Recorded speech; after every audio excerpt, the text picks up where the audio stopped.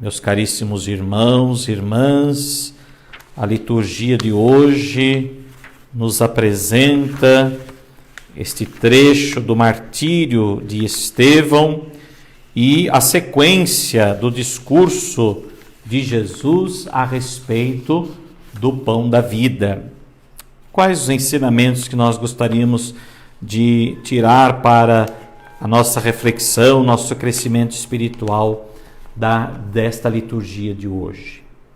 O texto que escutamos na primeira leitura contém apenas o final do discurso de Estevão. Depois, então, narra-se propriamente o seu martírio.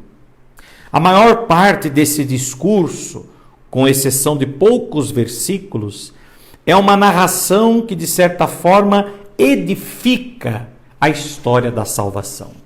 Olhando para o discurso de Estevão, nós conseguimos compreender o sentido da salvação também para a nossa própria vida.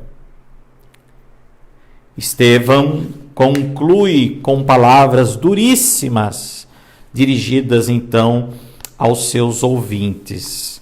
Vale a pena retomarmos o versículo 51, primeiro versículo da leitura de hoje. Assim diz Estevão aos anciãos, aos doutores da lei: homens de cabeça dura, insensíveis e incircuncisos de coração e ouvido, vós sempre resististes ao Espírito Santo, e como vossos pais agiram, assim fazeis vós. Vejam que enquanto Pedro e os outros apóstolos tentavam de algum modo desculpar os judeus pela morte de Jesus, Estevão insinua que eles não podiam deixar de matar Jesus, uma vez que sempre perseguiram os enviados de Deus. Por isso perseguiram a Jesus, por isso perseguiam os apóstolos, e agora persegue também Estevão, esse diácono. E Estevão será então o primeiro mártir, aquele que irá morrer semelhante a Jesus. Tanto que Lucas, nos Atos dos Apóstolos, na primeira leitura de hoje, narra a morte de Estevão muito parecido com a morte de Jesus, não é? Até mesmo aquela expressão: Senhor, acolhe o meu espírito, recebe o meu espírito. Do mesmo modo com que Jesus entregou o seu espírito ao Pai e foi glorificado por ele, agora Estevão também entrega o seu espírito a Jesus, porque acredita que também será glorificado.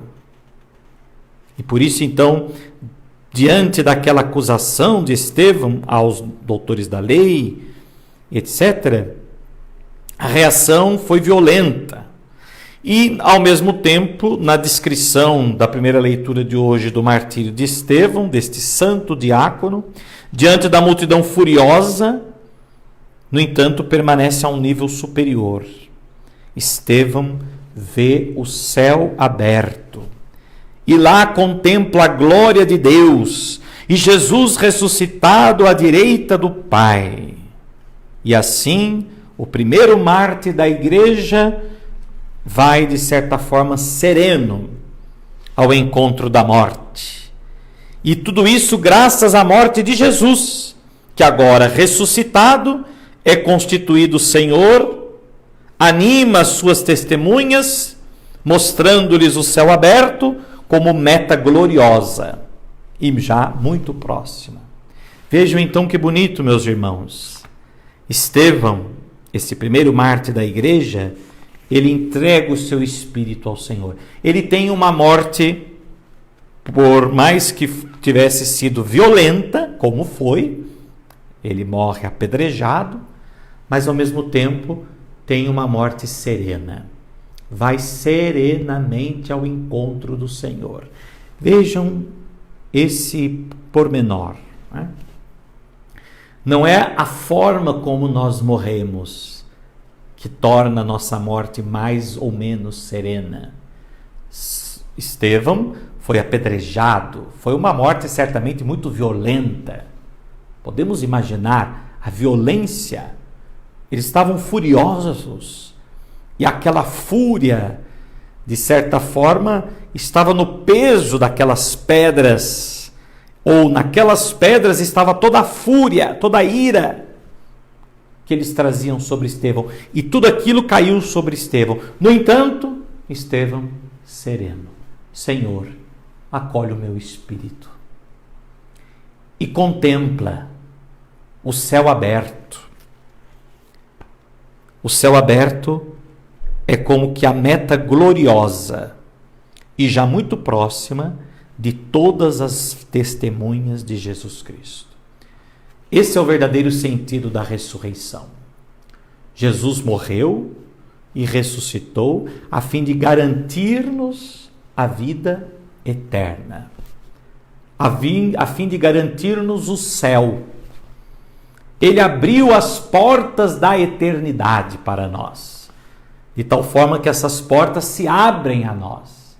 Só que só contemplaremos essas portas se abrindo se vivermos pela fé e testemunharmos esta mesma fé e vivermos esta comunhão de fé com o Senhor.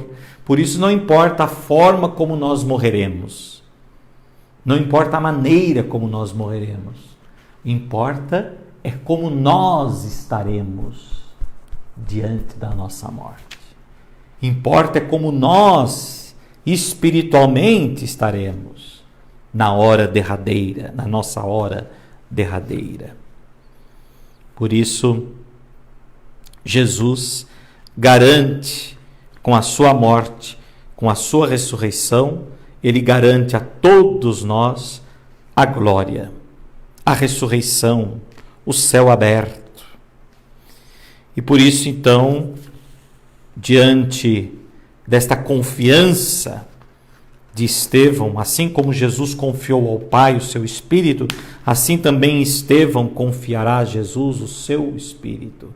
Assim nós também devemos confiar a Jesus o nosso Espírito, a nossa vida, a nossa alma, entregar-se inteiramente ao Senhor. E no Evangelho, então, vemos esta realidade ser, de certa forma, cumprida, ainda mais na pregação, no discurso de Jesus acerca do pão da vida. Jesus já havia realizado muitos prodígios, muitos sinais já haviam sido dados. A multiplicação dos pães foi apenas o mais recente sinal que Jesus realizou, mas Jesus já havia realizado outrora muitos outros sinais. Mas a multidão exigia ainda mais sinais para acreditar em Jesus. Se Jesus era o novo Moisés, então ele deveria dar-lhes um novo maná, para então ser reconhecido como o profeta escatológico, o profeta prometido, né? O profeta dos tempos messiânicos. E Jesus lhes dá, na verdade, o novo maná superior àquele maná que os pais deles, haviam comido no deserto. Jesus lhes dá um alimento que se chama vida eterna. É o alimento do qual Estevão se nutriu. É o alimento do qual os apóstolos se nutriram. É o alimento do qual nós somos chamados também a nutrir. O alimento da vida eterna. Mas só quem tem fé pode receber esse dom. O povo quer novas provas de Jesus, sobre Jesus e sobre a sua missão. Mas Jesus exige uma fé sem condições. Jesus exige uma fé sem condições. Qual é a fé que nós estabelecemos com Jesus? Qual a fé que eu tenho estabelecido com Jesus? A partir de condições? Se Jesus me dá certas coisas, se Jesus me proporciona certas realidades, se Jesus me protege de determinadas provações e perseguições, se Jesus faz isso, faz aquilo, se Jesus realiza isso ou aquilo. Esse é o povo, de certa forma, descrente, incrédulo, que procurava uma fé em Jesus a partir de exigências. E nós seguimos a Jesus verdadeiramente, livremente, sem exigências? Acreditamos, como Estevão, que Ele nos dá a vida eterna, que Ele abriu as portas da eternidade com a sua morte, com a sua ressurreição? Essa é a maior realidade. Por isso, exigir uma condição para acreditar em Jesus seria uma covardia, seria uma descrença. Exigir condições para acreditar em Jesus seria uma aberração, porque o maior sinal Ele já nos deu. Ele morreu, desceu à mansão dos mortos e ressuscitou, abrindo-nos as portas da eternidade, tornando possível que o homem pudesse acessar o céu, a vida eterna. Não há sinal maior do que esse. Não há condição maior do que essa. Então, Jesus pede de nós uma fé sem condições. Exige de nós uma fé sem condições. A certa altura, a multidão parece ter compreendido. Então pede: Senhor, dá-nos então sempre desse pão. Mas na verdade não sabe o que está pedindo. Está longe daquela fé verdadeira, que consiste em aceitar o dom do Filho que o Pai oferece aos homens, o dom da própria vida do Filho, que foi oferecida a nós. Por isso, Jesus é o pão da vida. Ele é o pão da vida. Quem o acolhe não mais terá fome. Quem acredita nele não mais terá sede. Ele é o pão da vida. Ele é o alimento. Por isso, não buscamos em Jesus apenas um alimento material. Apenas buscamos em Jesus um sinal, um milagre diante de situações nas quais vivemos. Mas nós buscamos a Jesus e queremos estabelecer comunhão com Ele, porque Ele é o verdadeiro alimento que não perece, o alimento do qual nos dá a vida eterna, a vida em plenitude, o alimento do qual nos abre as portas da eternidade. Precisamos de uma fé como a de Estevão. Precisamos de uma fé, de uma verdadeira e fiel testemunha de Jesus Cristo.